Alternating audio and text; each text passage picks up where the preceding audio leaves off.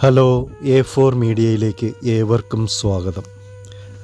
കർണാടക സംഗീതത്തിൻ്റെ ആചാര്യനായി കരുതപ്പെടുന്ന ശമ്മാങ്കുടി ശ്രീനിവാസ് അയ്യരെക്കുറിച്ചാണ് ഇന്നത്തെ വീഡിയോ. 90-ാം വയസ്സുവരെ സംഗീതരംഗത്ത് ജ്വലിച്ചു നിന്ന അദ്ദേഹം നീണ്ട 70 വർഷം തൻ്റെ സംഗീതപര്യ തുടർന്നു. 1908 തമിഴ്നാട്ടിലെ തഞ്ചാവൂരിലായിരുന്നു അദ്ദേഹം ജനനം. തമിഴ്നാട്ടിലാണ് ജനിച്ചതെങ്കിലും കേരളത്തിലായിരുന്നു ആ മഹത് ജീവിതത്തിൻ്റെ ഭൂരിഭാഗവും. സ്വാതി തിരുനാൾ കൃതികൾക്ക് ചിട്ടയും പ്രചാരവും നൽകിയത് അദ്ദേഹത്തിൻ്റെ മഹത്തായ നേട്ടമാണ്. 18-ാം വയസ്സിൽ കുംഭകോണത്തെ നാഗേശ്വര സ്വാമി ക്ഷേത്രത്തിൽ വെച്ച് അദ്ദേഹത്തിൻ്റെ അരങ്ങേറ്റം നടന്നു. 1926 അത്. അതിനടുത്ത വർഷം മദ്രാസിൽ നടന്ന ഇന്ത്യൻ നാഷണൽ കോൺഗ്രസിൻ്റെ സമ്മേളനത്തിലും അദ്ദേഹം സംഗീത പരിപാടി അവതരിപ്പിച്ചു. തുടർന്ന് അവിടുത്തെ പത്രങ്ങളെല്ലാം അദ്ദേഹത്തിൻ്റെ സംഗീത പരിപാടിയെ പുകഴ്ത്തി എഴുതി. അതോടെ അദ്ദേഹം നിരവധി വേദികളിലേക്ക് ക്ഷണിക്കപ്പെട്ടു. ചെമ്പൈ വൈദ്യനാഥ ഭാഗവതർ, അരിയകുടി രാമാനുജ അയ്യങ്കാർ തുടങ്ങിയ മഹാരഥന്മാരുടെ പ്രോത്സാഹനം സംഗീതജ്ഞൻ എന്ന നിലയിൽ ശമ്മാങ്കുടി ശ്രീനിവാസ് അയ്യരുടെ വളർച്ചയെ ഏറെ സഹായിക്കുകയുണ്ടായി. 1939 കേരളത്തിലേക്ക് അദ്ദേഹം വരുന്നത്.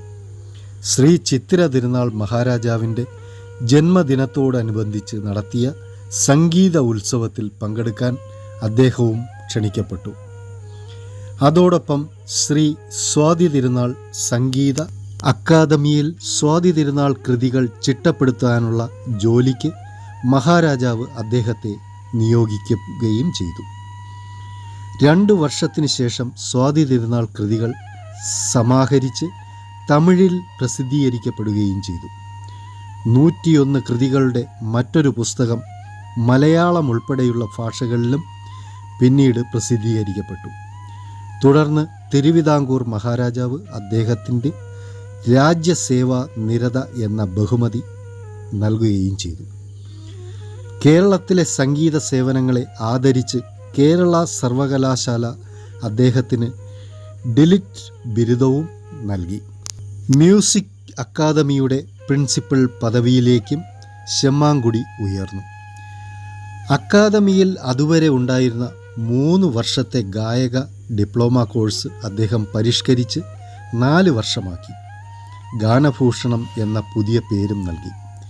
തുടർന്നുള്ള പഠനത്തിന് 2 വർഷത്തെ വിദ്വാൻ കോഴ്സിനും അദ്ദേഹം തുടക്കം കുറിച്ചു. വീണ, വയലിൻ, ഡാൻസ് എന്നിവയ്ക്കും ക്ലാസുകൾ ആരംഭിച്ചു. മ്യൂസിക് അക്കാദമിയെ ഒരു മാതൃകാ സ്ഥാപനമാക്കി ഉയർത്തുവാനും അദ്ദേഹത്തിന് സാധിച്ചു. ഇക്കാലത്ത് അക്കാദമിയിൽ നിന്ന് ലീവെടുത്ത് അദ്ദേഹം കുറച്ചുകാലം മദ്രാസ് ആകാശവാണിയിൽ ചീഫ് പ്രൊഡ്യൂസറായും സേവനമനുഷ്ഠിക്കുകയുണ്ടായി. 1947 മദ്രാസ് മ്യൂസിക് അക്കാദമി സംഗീത കലാനിധി പട്ടം അദ്ദേഹത്തിന് നൽകി ആദരിച്ചു. 1952 സംഗീത നാടക അക്കാദമി അവാർഡും അദ്ദേഹത്തിനായിരുന്നു. 1969 പത്മഭൂഷൺ നൽകി രാഷ്ട്രം അദ്ദേഹത്തെ ബഹുമാനിച്ചു. 1981 കാളിദാസ പുരസ്കാരവും ആ മഹാപ്രതിഭയെ തേടിയെത്തി. ശിഷ്യന്മാരുടെ വലിയൊരു നിര തന്നെ അദ്ദേഹത്തിനുണ്ട്. അവരിൽ പലരും പിൽക്കാലത്ത് പ്രഗത്ഭരും പ്രശസ്തരുമായി തീർന്നു.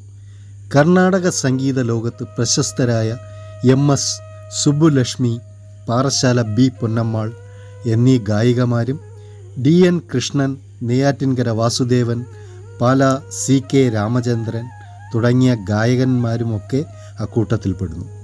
ശമ്മാങ്കുടിയുടെ ശിഷ്യനിരയിൽ ഉൾപ്പെടുന്നു നമ്മുടെ ഗാനഗന്ധർവൻ KJ യേശുദാസും.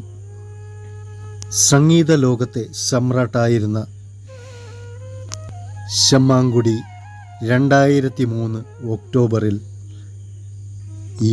ഈ ലോകത്തോട് യാത്ര പറഞ്ഞു.